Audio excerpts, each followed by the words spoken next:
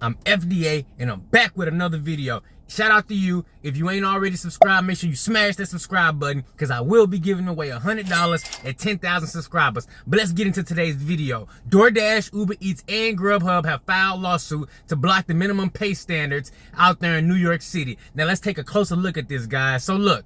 It all started when the city of New York announced a new pay standard last month requiring these gig platforms to pay a minimum of $18.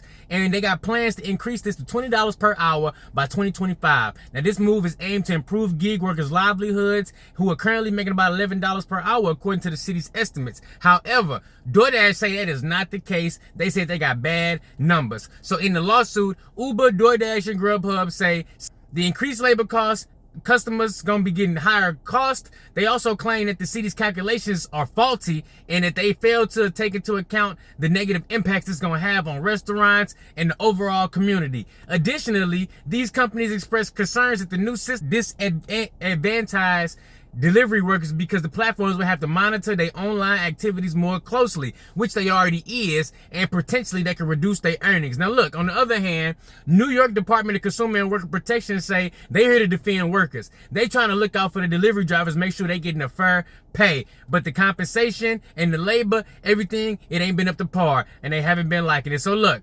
I'm conflicted over the delivery worker pay in New York because we know it's expensive there, right? But this has been an ongoing dispute between the companies and the labor activists out there. While gig workers want their flexibility and their independence, these groups argue that they being exploited by DoorDash and Uber them. Now look, meanwhile, delivery workers, we just want to be paid fairly. You know what I'm saying? Now, the people in New York, they especially need to be paid fairly because they're dealing with higher cost of living, higher cost of everything, higher rent, everything.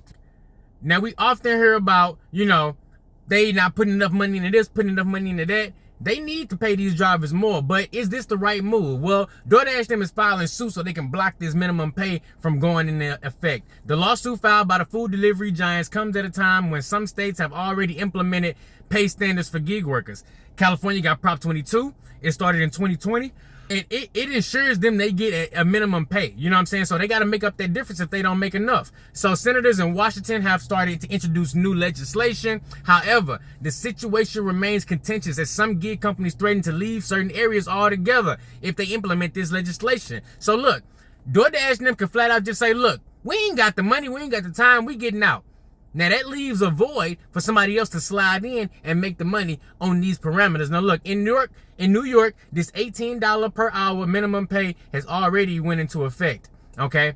And really, that already was a compromise because what you got to realize is you need to be making 23 to 25 per hour to even make it, and that's in regular states. Legal experts suggest that the gig companies face an uphill battle in court because the decision was based on certain evidence. So it's gonna be an uphill battle, but if they can sit up there and get the thing held up in court and stop it from being implemented, that gives them time to figure out their game plan. Now look, as this legal battle unfolds, the gig economy workers and the balance between flexibility and fair compensation is going to shrink. You know what I'm saying? It's very complex what we're dealing with because we want all these freedoms, right? But then we want high pay. And what you got to realize is the closer you get to a stable, consistent pay, the less freedoms you're going to have. And that's what it's really boiling down to. And it's going to start at the edge of the company in New York and in California. So look, with this lawsuit, and look, that's all I got for this update, y'all. This is going to be a lawsuit that we're going to have to watch closely and see what's going on because, look, we got to stay informed so we can make the most money. Look, don't forget to subscribe to this channel